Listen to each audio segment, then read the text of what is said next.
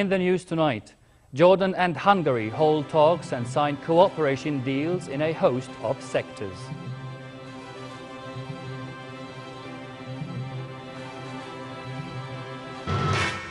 His Majesty the King and the President of the European Bank for Reconstruction and Development discuss the bank's programs in Jordan.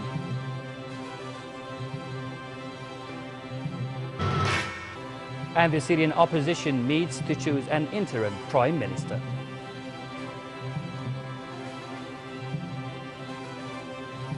Good evening and welcome to a new edition of the news, and here are the details. Jordan and Hungary held talks on enhancing ties in economic, investment and trade domains, as well as regional issues. Welcoming Hungarian Prime Minister Viktor Orbán, His Majesty the King said Jordan is keen to take steps needed to bolster ties with Hungary within the kingdom's solid relations with the European Union nations, particularly in energy, information technology, tourism, water, agriculture and other vital sectors. His Majesty also stressed exchange of expertise in the nuclear energy field and benefiting from Central and European nations' political and democratic transformation model. King Abdullah also spoke about efforts to end the Palestinian-Israeli conflict and bring about the two-state solution and the repercussions of the Syrian crisis on the security and stability of regional states. Orbán and Prime Minister Abdullah Mansour led talks on a host of sectors, during which the two countries signed a number of cooperation deals. They also opened the Jordanian-Hungarian Business Forum to promote bilateral trade and investment. Laith Shanqiti has the story. Jordan and Hungary held talks on economic, trade and education ties. Prime Minister Abdullah Mansour, heading the Jordanian side, said his government is looking forward to closer relations, urging officials to seize opportunities available for cooperation and the exchange of expertise in the fields of energy, technology transfer, pharmaceuticals, higher education, agriculture, tourism investment, housing and construction. Hungary's Prime Minister Viktor Orbán said Budapest is keen to promote ties with regional states, notably Jordan, for its security and stability. The Prime Ministers looked on as officials from the two countries signed cooperation deals in economic, energy and mineral resources fields, in addition to a scientific and education cooperation program. In a joint press conference with his Hungarian counterpart, Mansour pointed to existing opportunities for investment in energy, agriculture, higher education, scientific exchange and tourism fields. We offered what we have. They offered what they have on their side. And we thought that there are great venues of cooperation in all domains, in transport, energy, agriculture, tourism, education, higher education in particular, and medical and scientific exchanges. We talked about nuclear energy. Turning to the fallout of the Syrian crisis on neighboring countries, Mansour said Jordan had to bear huge economic burdens for hosting around 500,000 Syrian refugees. The kingdom, he pledged, will continue to carry out its humanitarian duty towards displaced people. We talked about the Syrian crisis in the domain of immigrants, of those who fled seeking refuge in our country. I told them what we are experiencing, the suffrage of the people, the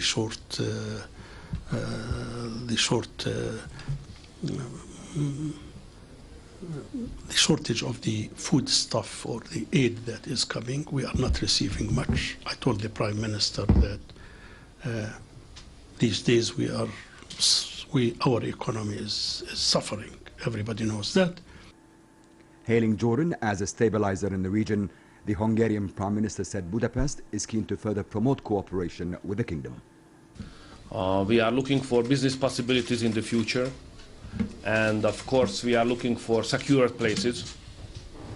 So this region has a lot of economic potential, but for business you need security. And your country, Your Excellency, just provides exactly that for the business. So I try to convince the Hungarian business community, if they would like to do business in this region, come to Jordan. and establish their headquarters here in Amman, because this is the secure starting point. The Hungarian Prime Minister also saw Senate President Tahir al-Masri for a discussion on furthering parliamentary ties between Jordan and Hungary. Masri briefed the Hungarian delegation on Jordan's reforms as they discussed the political situation in the region. Masri said Hungary plays a key role within the European Union to enhance stability, security and development in the Middle East. Lower House Speaker Saad Al-Srour also told the Hungarian team that Jordan had taken steps to accelerate the pace of comprehensive reform, modernization and democratization, and to raise the standard of living of its people. The two countries expressed hope that the Hungarian visit, signed agreements and a Jordanian-Hungarian business forum would lead the way for a solid partnership with a robust private sector involvement. Late Shankiti for the news at 10. His Majesty the King and President of the European Bank for Reconstruction and Development, Suma Chakrabarti, discussed closer cooperation between Jordan and the bank.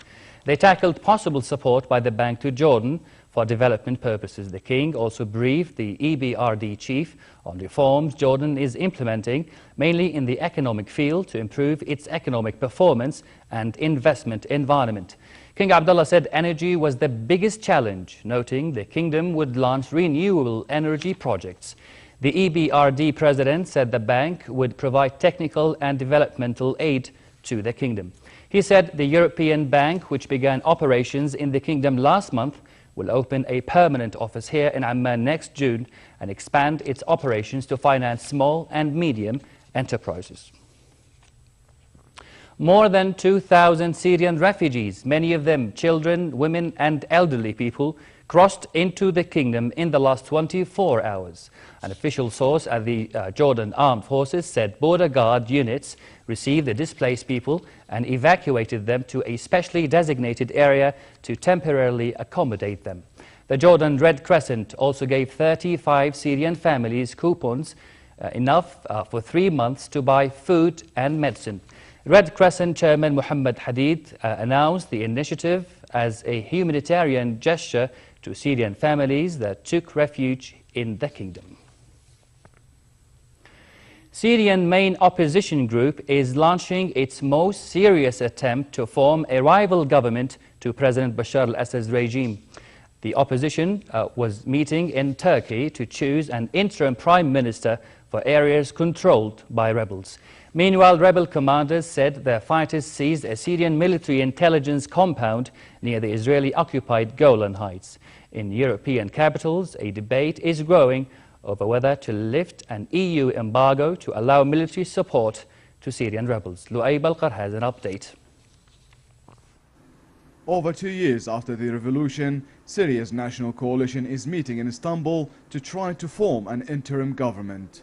The opposition umbrella group wants to fill a power vacuum left by collapsing state institutions and provide services to people living in the parts of Syria controlled by rebel forces. I think this is the time for the government to be born on a steady ground.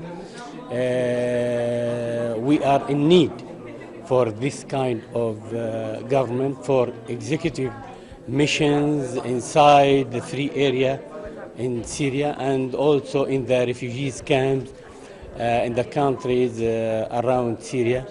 Members of opposition groups, including the Syrian National Council and the Syrian National Coalition, are selecting a prime minister from 12 different candidates. The candidates are mostly exile-based technocrats, and 2 of the nominees live in the government-controlled areas. I believe it's important to be close to them, to be among them, to look at their problems and solve their problems and listen to them. I don't believe that a real government can operate from, for example, outside any other country, but the real government that operates among the Syrian people need leadership. The Syrian opposition is eager to create the government to show it can put the structures in place to curb the chaos in a post-Assad era. But the stalemate on the ground persists, with no let-up in the killing and destruction. Speaking in Cairo, international mediator Al-Akhdar Brahimi said no real progress had been made towards finding a solution to the Syrian crisis. He called for talks between the opposition and what he called an acceptable delegation from the Damascus government on a political solution. I'm afraid there isn't much progress. What we are looking at is a realization, I think, by the international community, in particular, as the Secretary General has said, by the Russians and the Americans, of the seriousness of the situation, and their discussions, the discussions between the French and the Russians, discussions in the European community, indicates that there is this realization that this is a very serious crisis that has been, but there is nothing concrete yet. Arab League Secretary General Nabil Al-Arabi said the real problem in Syria's crisis is the inability of the United Nations Security Council to negotiate a ceasefire. Al-Arabi says the UN Security Council is hesitant and unable to settle on one opinion, which is the real problem. Fighting continues to rage across Syria with heavy shelling and airstrikes in Dar'a, Idlib and Daria. Rebel fighting to topple President Bashar al-Assad urged supporters to mark the second anniversary of the country's uprising by stepping up attacks against the regime. Loy Balkar for the news at 10. Jordan expressed hope that U.S. President Barack Obama's visit to the Middle East this week will give real momentum to the Palestinian-Israeli peace process. State Minister for Media Affairs and Communications and official government spokesman Samih al-Maita said a just, comprehensive and lasting peace based on international legitimacy resolutions is a strategic interest for Jordan, the United States and the entire region. He voiced hope that the Obama administration would also push for a political solution to the Syrian crisis and increase support to Jordan, which bears huge burdens for hosting the largest Syrian refugee population. The minister welcomed Obama's landmark visit on March the 22nd, which reflects the deep ties and friendship between the two countries. He said His Majesty the King had succeeded in strengthening Jordanian-US ties and bringing the two countries' views closer on many issues, notably the quest for peace, development and stability. Israeli Prime Minister Benjamin Netanyahu's new governing coalition prepared to take office. While the new lineup includes more moderates than the outgoing government, the predominance of legislators could hamper any efforts to revive peace talks with Palestinians. New Defense Minister Moshe Yaalon, a member of Netanyahu's right-wing Likud party, opposes any curbs on settlement building. Palestinians say settlements considered illegal under international law pose an obstacle to peace and will deny them a viable contiguous state. The issue is likely to figure high in talks this week between Netanyahu and US President Barack Obama, who will be visiting Israel and the West Bank for the first time since he was first elected in 2008. One of 4 Palestinian prisoners on hunger strike has been exiled from the occupied West Bank to the Gaza Strip. 37-year-old Ayman Sharawni was set free from an Israeli detention center as part of a 2011 swap in exchange for Israeli soldier Gilad Shalit. But he was re-arrested last year. 2 other detainees held by Israelis stopped their fasts last month after a deal was reached for their release. The deal freeing Sharawni seemed an effort to ease tensions ahead of Wednesday's visit by US President Barack Obama to Israel and the Palestinian territories. The worsening state of Israeli prisons, coupled with the death of another Palestinian, Arafat Jaradat, had fueled violence in which 6 Palestinian protesters were shot and badly wounded. Palestinians condemned Israel's policy of deporting Palestinians from the West Bank to the Hamas-ruled Gaza Strip.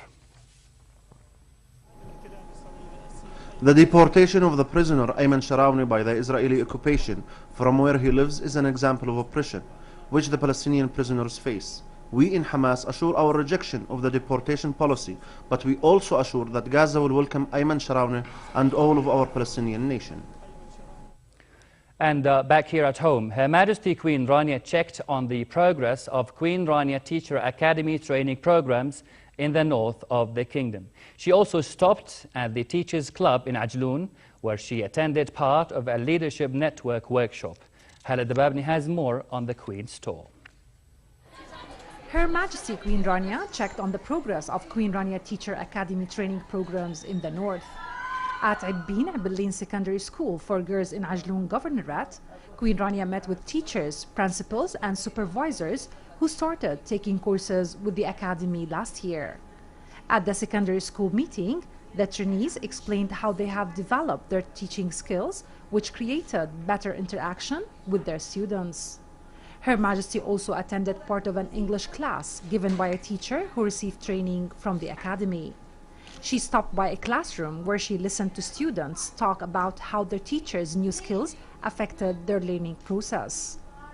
Queen Rania stressed the importance of teachers' continuous learning as well as sharing their knowledge and acquired skills with as many schools as possible. She expressed her appreciation for the efforts of the principals, supervisors and educators, emphasizing the importance of their key role in the teaching and learning process.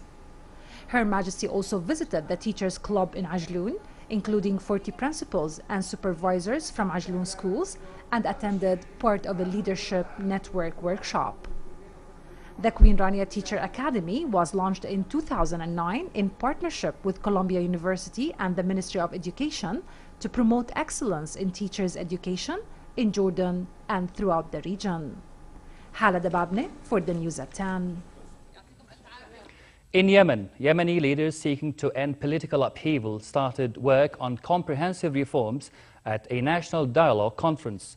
Stabilizing Yemen is an international priority due to fears of disorder in the Gulf Arab state that flanks major shipping lanes. President Abd Rabbu Mansour Hadi opened the conference at the Presidential Palace in Sana'a amid tight security. The National Dialogue Conference, promised under a Gulf brokered deal, is the country's most important political gathering in 50 years. It's intended to pave the way for elections next year. The conference comprises representatives of various political parties from all over the country and is expected to last for 6 months. In Somalia, a car bomb exploded near the presidential palace in the Somali capital Mogadishu, leaving at least 10 people dead. The blast, the deadliest strike in the capital this year, appeared to target the city's security chief. The Islamist group Al-Shabaab said it carried out the attack. The suicide attacker detonated explosives while driving along a boulevard that runs between the palace and the National Theatre, a route lined by shops that were engulfed in fire. A public minibus driving along the road burst into flames. Police said most of the victims had been on the minibus. Protesters in Cairo's Tahrir Square set a police car on fire as unrest continues across the Egyptian capital. People at the scene said a police officer was released before his car was set ablaze. The incident came a night after demonstrators clashed with police outside the headquarters of the Muslim Brotherhood in Cairo. Clashes with police have become a nightly ritual, with protesters demanding the resignation of the Interior Minister.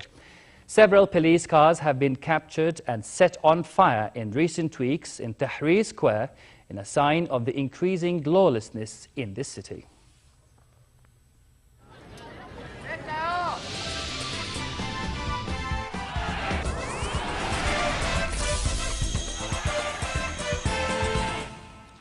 In a remarkable comeback, Rafael Nadal beat Juan Martín del Potro of Argentina 4-6, 6-3, 6-4 in the BNP Paribas Open final. The Spaniard was sidelined for 7 months last year by a knee injury. Nadal overcame a gritty challenge from the hard-hitting Argentine to win a record 22nd ATP Masters title and a third at Indian Wells. Fifth seed Nadal broke del Potro in the third game of the final set, and after his opponent had saved 3 match points in the ninth, served out to seal victory after an absorbing final.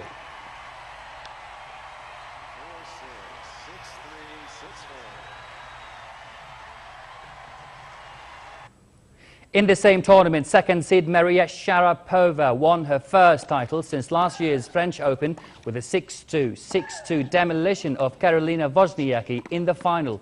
In a showdown between two former world number ones, the second-seeded Russian overpowered the Dane with a ruthless display, breaking her twice in each set to seal victory in 1 hour and 21 minutes. Sharapova played aggressively throughout with an array of deep ground strokes and superb serving to claim his second title at Indian Wells after winning for the first time in 2006.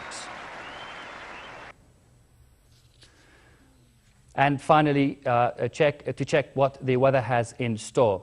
It looks it will be cold and partly cloudy tonight with light winds. Temperatures will rise a bit tomorrow with fair conditions in hilly areas, 19 Celsius in Amman tomorrow, and moderate winds. The Gulf of Aqaba should expect a mild day tomorrow with moderate winds and calm seas. Next are the lows and highs for tonight and tomorrow.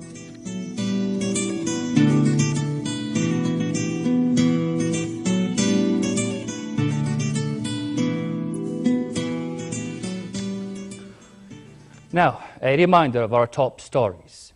Jordan and Hungary hold talks and sign cooperation deals in a host of sectors.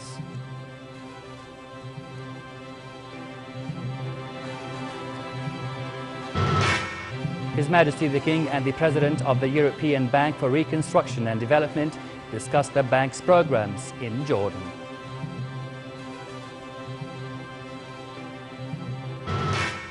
And the Syrian opposition meets to choose an interim prime minister. And with that, we come to the end of this edition of the news. I'm Ra'ad Lutboush. Thank you for watching and have a good night.